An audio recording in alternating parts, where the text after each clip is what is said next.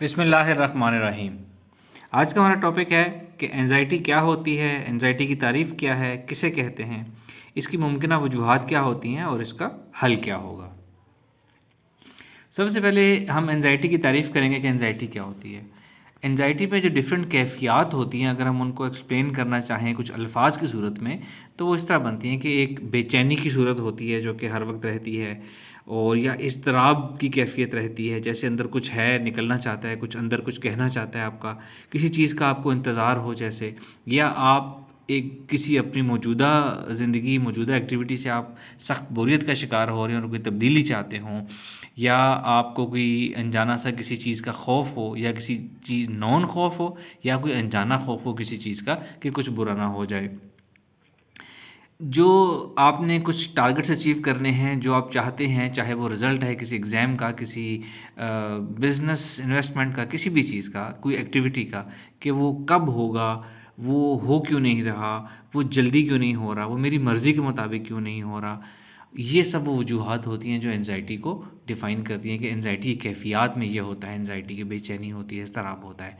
और बाज़ लोगों का कहना है कि कोई वजह नहीं भी होती एंजाइटी की, और बाज़ लोगों का ये मानना है कि एंजाइटी होती ही वो है जिसकी कोई वजह ना हो या जिसकी समझ ना आ रही हो। लेकिन मैं ज़ाती तौर पर ये समझता हूँ कि वजह ज़रूर होती है। वजह समझ ना आ रही हो, इल्म में ना हो, आप उसको जानते ना हो, आप आइडेंटिफाई ना कर पा रहे हो, ये हो सकता है। लेकिन एंजाइटी की कोई ना कोई वजह होती है जो कि डिफरेंट वजूहात हमने डिस्कस भी की और आगे भी अभी हम करेंगे।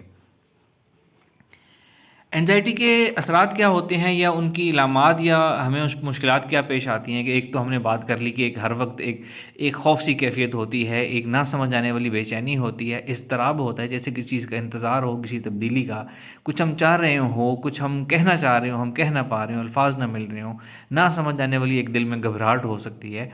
ये तो होगी उसकी इलामात। इसके असरात इससे बढ़कर भी हो सकते हैं कि अगर हम इसका बर वक्त इलाज ना कराएं, इसका सदेबाब ना करें, इसको अपनी ज़िंदगी से ख़त्म ना करें, तो ये पैनिक अटैक्स की सूरत में इख्तियार कर सकती है, जिसमें हमें बहुत से जिस्मानी मसाइल पेश आ सकते हैं, जैसे दिल का धड़कना, पल्पिटेशन होना एक आम मसला है। इतनी ज़्यादा दिल धड़कता है, इतना फ्रीक्वेंटली अचानक होता है, और ऐसे इंपॉर्टेंट मौक़ों पर ये होता है कि वो हमारे लिए उस वक़्त नाकाबिल गुज़ीर होता है कि हम ये चीज़ अफ़ोर्ड नहीं कर सकते, और फिर भी वो हो रही होती है। ठंडे पसीने आना और बिल्कुल चक्कर आना, या कुछ समझ ना आना, डिसओरिएंटेशन हो जाना, या बैलेंस बरकरार ना रख पाना, ऐसे बहुत से इलामात हैं, बहुत से असरात हैं जो एंजाइटी के हो सकते हैं जब अगर उनका टाइमली इलाज ना कराया जाए। और एक नॉन चीज़ है कि ज़हन हर वक्त डिस्टर्ब रहता है, एक ज़हन कुंजल की शक्ल में रहता है, और फोकस हमारा मुतासर हो जाता है, कंसंट्रेशन हमारी मुतासर हो जाती है, हमारी परफॉर्मेंस मुतासर हो जाती है, जो हम करना चाह रहे होते हैं हम वो कर नहीं पा रहे होते, और बेशुमार नफसियाती और जिस्मानी बीमारियाँ या इलामात एंजाइटी की वजह से ज़ाहिर हो सकती हैं अगर इसका बरवक्त इलाज ना किया जाए। अब हम बात करेंगे कि एंजाइटी का हल क्या होता है और कैसे हम इस एंजाइटी को इसका हम सॉल्यूशन कर सकते हैं। सबसे पहले जो सबसे मोस्ट इम्पॉर्टेंट स्टेप है वो ये है कि हमने एंजाइटी की वजह जाननी है। अपनी एंजाइटी की डिफरेंट वजूहात जो हो सकती हैं, उसमें एक मुमकिन वजह यह है कि इसका ताल्लुक़ हमारे ज़िंदगी के गोल या ज़िंदगी के मकसद से हो सकता है, कि हमारा जो ज़िंदगी का मकसद है या जो गोल ऑफ़ लाइफ है, हमें उसके बारे में एंजाइटी है कि वो कैसे हो पाएगा। हमारे पास सोर्स नहीं है, ज़राए नहीं है, और हम चाहते तो ये करना है, ये होना बहुत ज़रूरी है, लेकिन ये कैसे होगा, ये कब होगा, किसकी मदद से होगा, क्यों नहीं हो रहा। ये एक आम वजह होती है एंजाइटी की। इसके हल की तरफ हम आगे चल के बात करेंगे। एक एंजाइटी की वजह ये हो सकती है कि आप अपनी करंट लाइफ के साथ, एनवायरनमेंट के साथ, डेली रूटीन के साथ आप सेटिस्फाइड नहीं हैं, अनहैप्पी हैं, और आपका अंदर कोई तब्दीली मांग रहा है, और आपको कुछ चेंज मांग रहा है, और आपको वो समझ नहीं आ रही, आप उसको आइडेंटिफाई नहीं कर पा रहे। एक मुमकिन वजह उसकी ये हो सकती है।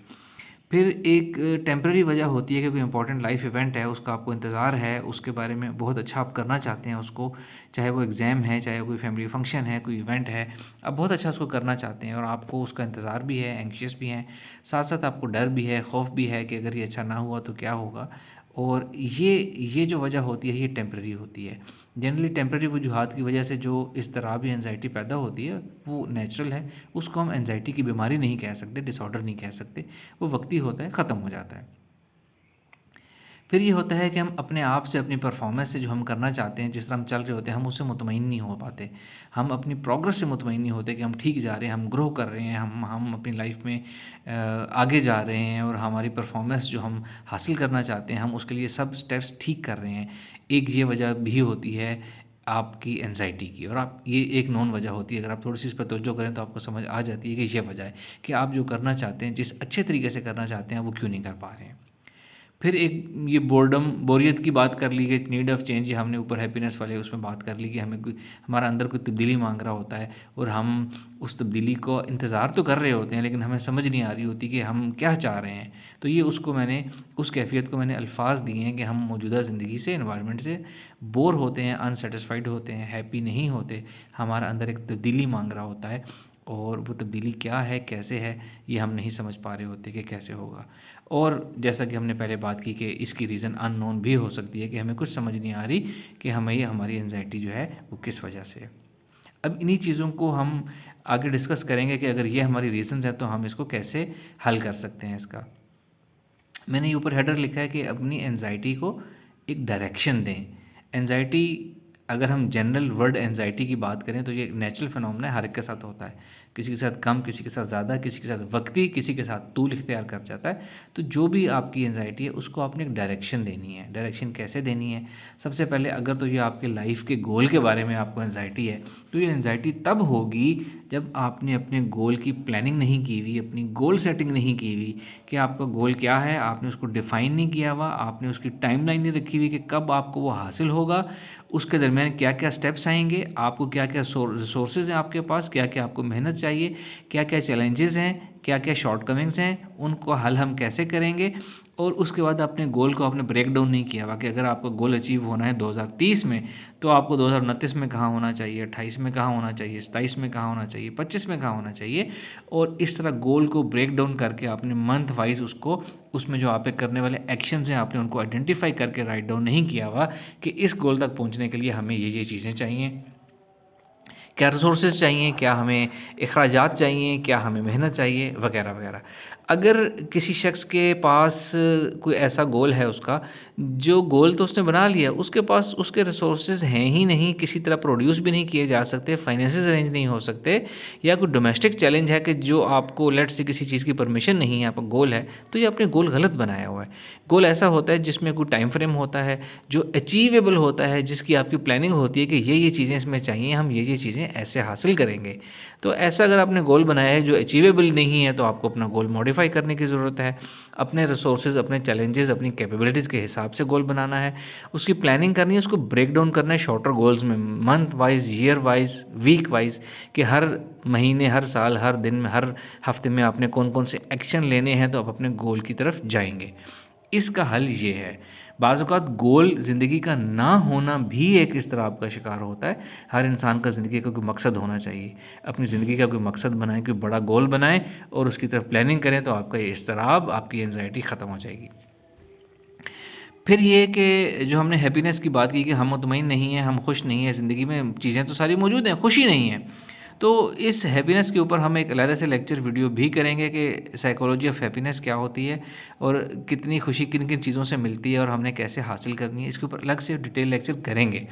लेकिन फ़िलहाल इसके लिए ये कि आपने अगर, तो पहले तो आप आइडेंटिफाई कर लें कि आपकी क्या वजह हैप्पीनेस है, खुश ना होना आपकी वजह है, या बोरियत है, कोई तब्दीली लाइफ में चाहते हैं। तो जब आप आइडेंटिफाई कर लेंगे ना अपनी एंजाइटी की वजह को, आपका आधे से ज़्यादा मसला वहीं पे हल हो जाएगा। बाकी आधा अपनी आइडेंटिफिकेशन के बाद उसके हल आपके जहन में खुद ब खुद आ जाएगा। मिसाल के तौर पर अपनी लाइफ से, रूटीन से वो नहीं है, तो अपनी एक्टिविटी चेंज करें, कुछ ऐसा करें जो आपकी ज़िंदगी में तब्दीली ला सके, कुछ ऐसा करें जो आपको खुशी दे सके, जो आपका पैशन है, जो आपकी चॉइस है। इस तरह की एक्टिविटीज़ अपनी ज़िंदगी में शामिल करें और अपनी हैप्पीनेस अपने एक्शन से हासिल करें। कम से कम उतनी हैप्पीनेस जो हम खुद से अपने एक्शंस उससे हासिल कर सकते हैं, वो तो हम कर सकते हैं। तो हम एटलीस्ट ये तो ज़रूर कर सकते हैं। फिर ये कि इंपॉर्टेंट लाइफ इवेंट है, इंपॉर्टेंट लाइफ इवेंट की वजह से अगर आपको एंजाइटी और ज़्यादा हो गई है, तो उसका एक ही तरीका है कि अच्छी से प्लानिंग करें, अच्छा सा होमवर्क करें, हुस्न तदबीर करें, हर चीज़ का हिसाब करें, हर चीज़ का सलूशन करें, देखें कौन सी चीज़ कौन सी चीज़ अचीवेबल है, कौन सी नहीं है। अपना टारगेट सेट करें कि हम इतना अच्छा ये काम कर सकते हैं, इस तरीके से कर सकते हैं, और उससे ऊपर हम नहीं कर सकते। जो उससे ऊपर नहीं कर सकते उसको साइड पे कर दें, भूल जाएं। जो कर सकते हैं उसकी अच्छी सी प्लानिंग करें, उसने तदबीर करें, और उसके भी स्टेप्स बनाएं, उसको करना शुरू करें। और अपना काम, अपनी तदबीर, प्लानिंग, अपनी एग्जीक्यूशन पूरी करने के बाद बेफ़िक्र हो जाएं, मामला अल्लाह ताला की ज़ात पे छोड़ दें, तवक्कल करें। इंशाल्लाह आपका काम भी बहुत अच्छा होगा, इवेंट भी बहुत अच्छा होगा, एंजाइटी भी आपकी ख़त्म होगी। रिमेंबर, हम 2 ही 3 काम कर सकते हैं, मेहनत और हुस्न तदबीर, दुआ और उसके बाद तवक्कल। इन तीनों में से किसी भी चीज़ में कमी आएगी तो आपको एंजाइटी होगी। ये तीनों चीज़ें आप पूरी कर लेंगे तो आपको एंजाइटी नहीं होगी इंशाल्लाह। फिर सेल्फ प्रोग्रेस की बात की थी कि हम अपने अपना ज़िंदगी का गोल तो बनाया हुआ है, लेकिन आप उसमें जैसा परफॉर्म कर रहे हैं आप अपनी प्रोग्रेस से मुतमईन नहीं हैं। इसकी भी एक वजह ये होती है कि हमने अपनी प्रोग्रेस को मेज़र करने का पैमाना नहीं बनाया होता। जैसे मैंने गोल सेटिंग में बताया कि 2030 में आपका गोल हासिल करना है, आपका हासिल होना है। आप 2029 में कहाँ होंगे, 28 में कहाँ होंगे, 27 में कहाँ होंगे, 25 में कहाँ होंगे, क्या क्या एक्शन आहिस्ता आहिस्ता किस किस वक्त तक आपने पूरे कर लिए होंगे। अगर आपने ये पूरा ब्रेक डाउन माइलस्टोन बनाया हुआ है ना, ब्रेक डाउन करके year wise, month wise, week wise, day wise, तो उस वीक, डे, मंथ वाइज जब अपने आप को आप एवेल्युएट करेंगे ना कि अब मुझे यहाँ होना चाहिए था, अब मैं यहाँ हूँ, तो आपको ये पता चलेगा कि आप ऑलरेडी अपने प्लान के मुताबिक चल रहे हैं। एंजाइटी तब होती है हमें जब हमने अपना गोल ब्रेक डाउन नहीं किया हुआ होता और हम अपने आप को 2030 वाले गोल सेटिंग, गोल अचीवमेंट की जो डेट है, टाइम फ्रेम है, उससे मैच कर रहे होते हैं कि जी वो गोल तो तब हासिल होना, लेकिन अभी तक हम कुछ कर नहीं पाए। ये इसलिए होता है कि आपने गोल को ब्रेक डाउन नहीं किया हुआ होता। ब्रेक डाउन नहीं कर पाते तो अपनी परफॉर्मेंस को आप एवेल्युएट ठीक टाइम फ्रेम से या ठीक परफॉर्मेंस के क्राइटेरिया से अपने आप को एवेल्युएट नहीं कर पाते, इस वजह से आपको एंजाइटी होती है। तो अपने गोल को ब्रेक डाउन करना है, उसके साथ जो करने वाले एक्शंस हैं वो साथ साथ करते जाना है। उसके बाद जब भी अपनी प्रोग्रेस को आप मेजर करेंगे तो आपको एंजाइटी के बजाय इत्मीनान और खुशी मिलेगी कि आप बिल्कुल ठीक तरीके से जा रहे हैं। अच्छा, अब यहाँ पे एक बात ये भी होगी कि अगर किसी अपनी पूरी मेहनत और पूरी कोशिश के बावजूद अगर आप अपनी गोल सेटिंग के जो टाइम फ्रेम थे, ईयर वाइज, मंथ वाइज, उसके मुताबिक नहीं जा रहे, तो इसकी 2 वजूहत हैं। 2 वजूहत मुमकिन हो सकती हैं। या तो आपने जो करने वाली प्लानिंग, हुस्न तदबीर थी, आपने वो सही नहीं किया। अगर आपने वो सही किया तो फिर एक ही मतलब इसका बनता है कि आपने अपना गोल सेट मुश्किल किया हुआ है या नामुमकिन गोल सेट किया हुआ है। तो आपने खुद अपने आप को वैल्यूएट करना है, या अपने अपने गोल को रियलिस्टिक करना है, थोड़ा सा इजी करना है, या अपने हुस्न तदबीर को इम्प्रूव करना है, तो आपकी परफॉर्मेंस बिल्कुल ठीक मुताबिक उसके चलना शुरू हो जाएगी। बोरियत की बात कर ली हमने। बोरियत और हैप्पीनेस वाली चीज़ मिलती जुलती है कि अपनी बोरियत का इलाज करना है, आपने क्रिएटिविटी अपनी खुद तलाश करनी है। हम बहुत से लोग ये समझते हैं कि शायद बिलीव करते हैं कि हमारे पास कुछ इख्तियार नहीं है, हम अपनी मौजूदा हालत को तब्दील नहीं कर सकते। हालांकि 2 चीज़ें सबके पास हैं, एक वक्त और दूसरा जहन। और ये वक्त और जहन इतनी कीमती चीज़ें हैं दोनों कि इसको इस्तेमाल करके कोई एक अकेले कमरे में बैठ के भी वंडर्स कर सकता है। अपना वक्त और अपने जहन, अपनी क्रिएटिविटी, अपनी इंटेलेक्ट, अपनी सलाहियतों का फ़ायदा उठाएं और आप हैरत अंगेज़ तौर पर ऐसी बहुत सी चीज़ें कर सकते हैं जो आपने सोची नहीं होगी कि हम कर सकते हैं। और जब आप ये चीज़ें करेंगे तो जब हम अपनी क्रिएटिविटी से कुछ करते हैं तो हमें सेंस ऑफ अचीवमेंट हासिल होती है। ये जो सेंस ऑफ अचीवमेंट होती है ना, ये एंजाइटी का बिल्कुल अपोजिट होता है। तो अपनी क्रिएटिविटी, अपने इंटेलेक्ट और अपने वक्त का फ़ायदा उठाएं और ऐसे बहुत से काम करें कि आपकी एंजाइटी ख़त्म हो, ख़त्म हो और ख़त्म होती चली जाए। अच्छा, फिर लास्ट बात आ गई कि अगर ये सारी चीज़ें जो मैंने आपको बताई, ये जानने के बावजूद भी आप बिल्कुल एवेल्युएट ही नहीं कर पा रहे कि आपकी एंजाइटी किस वजह से है, यानी कि इन वजूहात में अगर आपकी कोई भी वजह नहीं है ना, तो फिर इसका मतलब है कि माज़ी में कोई ऐसा वाक़या हुआ होगा जिसकी आपको वक्ती तौर पर एंजाइटी हुई होगी, थोड़ी सी आपने एंजाइटी ज़्यादा ली होगी, ओवर थिंकिंग की होगी, वो आपकी शख्सियत के अंदर पक्की होकर रह गई है, लेकिन मौजूदा तौर पे उसकी वजह ही कोई नहीं है। तो जब आप इन वजूहात को आइडेंटिफाई करेंगे तो आप इस नतीजे पे ख़ुद पहुंच जाएंगे कि आपको तो इनमें से कोई मुश्किल दरपेश नहीं है, कोई वजह नहीं है। तो जब ऐसा हो जाए कि आप ये देख लें कि ये सारी चीज़ें तो आपको हासिल हैं, तो सारी चीज़ें आपकी पूरी हैं, आपको कोई वजह नहीं है एंजाइटी की, तो फिर आपने अपनी काउंसलिंग करनी है, सेल्फ काउंसलिंग करनी है, अपने आप को समझाना है कि मेरी तो ऐसी कोई वजह नहीं है कि जिसकी मुझे एंजाइटी हो। तो ये बेवजह एंजाइटी एक बनी हुई है, मैंने इसको तोड़ना है, इसको ख़त्म करना है। और शुक्र अदा करें अल्लाह ताला का, और इस कायनात का शुक्र अदा करें कि आपको अल्लाह ताला ने, इस कायनात ने सब चीज़ें फैसिलिटीज़ दी और आप खैर खैरियत से, आपके पास सब चीज़ें मौजूद हैं, ज़िंदगी में आप ठीक चल रहे हैं जैसा आप चलना चाहते हैं। जब आप ऐसे अपने आप को करेंगे और अपने आप को थोड़ा सा इसके ऊपर सेल्फ़ काउंसलिंग करेंगे, डेलिब्रेशन करेंगे, अपने आप को खुद एतमाद में लेंगे, अपने आप को समझाएँगे, तो ये आपकी जो एंग्ज़ायटी बगैर वजह के ये खुद ब खुद ख़त्म हो जाएगी। जब आप अपने आप को इस बात पे कायल कर पाएँगे ना, कायल कर लेंगे ना कि आपकी तो कोई वजह है ही नहीं जिसकी वजह से आपको एंग्ज़ियस होना पड़े, तो 70% मसला तो आपका उधर ही हल हो जाएगा। बाकी 30% आपको अपने साथ गुफ्तगू करनी पड़ेगी, सेल्फ थॉट्स डेलिब्रेशन करनी पड़ेगी, ग्रैटिट्यूड करना पड़ेगा और आपका मसला हमेशा के लिए हल हो जाएगा।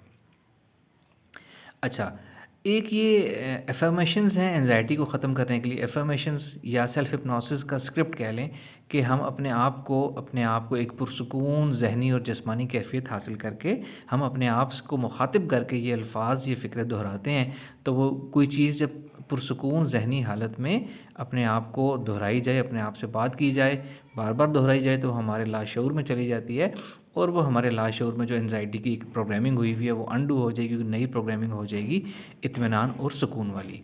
ये मैंने अल्फ़ाज़ इस तरह चुने, आप अल्फ़ाज़ इसके प्लस माइनस कर सकते हैं, अपनी अपनी खुद क्रिएटिविटी से लिख सकते हैं। मैंने ये लिखा है कि आप अपने आप को मुख़ातिब करके कहेंगे, मैं ये जान चुका हूँ कि एंग्ज़ायटी का इलाज मेरे इख्तियार में है, इसकी वजूहात को मैं ख़ुद ख़त्म भी कर सकता हूँ। अब से मैं हर काम बेहतरीन प्लानिंग से करूँगा और इसके बाद अपना मामला अल्लाह पाक के सुपुर्द करके बेफ़िक्र हो जाया करूँगा। मेरी तबीयत में अब से तहम्मुल, सब्र, सुकून पैदा होगा, मिजाज में ठहराव आएगा और मेरे दिल में इत्मीनान और चेहरे पे मुस्कुराहट रहेगी। मेरी एंग्ज़ायटी अब हमेशा के लिए ख़त्म हो जाएगी। ये 4-5 फ़िक्रों का एक मजमूआ है। इसको आपने क्या करना है, इसको समझ लेना है, हर्फ़ याद करने की ज़रूरत नहीं है।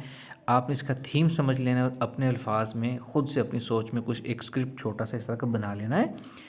दिन में कई दफ़ा, 2, 3, 4 दफ़ा एक पुरसुकून ज़हनी हालत आपने हासिल करनी है, टेक लगा लेनी है, लेट जाना है, पहले जिस्म को ढीला छोड़ना है, पूरे जिस्म को रिलैक्स करना है, अपने असाब को ढीला छोड़ना है और अपने ज़हन को ढीला छोड़ना है, अपने ज़हन को ख़यालात से खाली करना है, थोड़ी देर सुकूत इख्तियार करना है। जब थोड़ा-सा ठहराव आ जाए तो अपने आप को मुख़ातिब करके थोड़ी देर रिपीट करके अपने आप को आप ये फ़िक्रें आपने कहते रहने हैं। कम से कम आप 10 दफ़ा कहें, गिनने की ज़रूरत नहीं है, आप अंदाज़े से 10 दफ़ा कह दें या थोड़ी देर अपने आप को मुख़ातिब करें।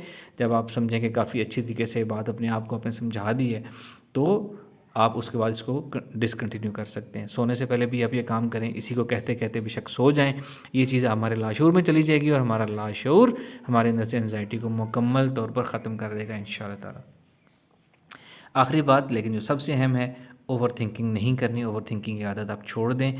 ये ओवर थिंकिंग ही होती है जो 99% नफ्सियाती अमराज़ का सबब बनती है। एंग्ज़ायटी की हम बात कर रहे हैं, एंग्ज़ायटी की भी वजह, एक बहुत बड़ी वजह ओवर थिंकिंग है। जो लोग ओवर थिंकिंग करते हैं वही एंग्शियस होते हैं। जब अपना काम आप पूरा करेंगे, अपने आप को समझा लेंगे हमने पूरा काम कर लिया है, अल्लाह पे तवक्कल करेंगे, दुआ करेंगे, बेफ़िक्र हो जाएंगे, तो ये एंग्ज़ायटी नहीं होगी, ओवर थिंकिंग भी नहीं होगी। ये हमारा आज का टॉपिक था। इसके बारे में आपका कोई सवाल हो, कोई इंपॉर्टेंट एस्पेक्ट हमने कवर करने से रह गया हो, आप निशानदेही कर सकते हैं। कोई सवाल हो, हमसे सवाल कर सकते हैं और हम आपके जवाबात आपको देंगे इंशाअल्लाह। Thank you very much. अस्सलाम वालेकुम व रहमतुल्लाह।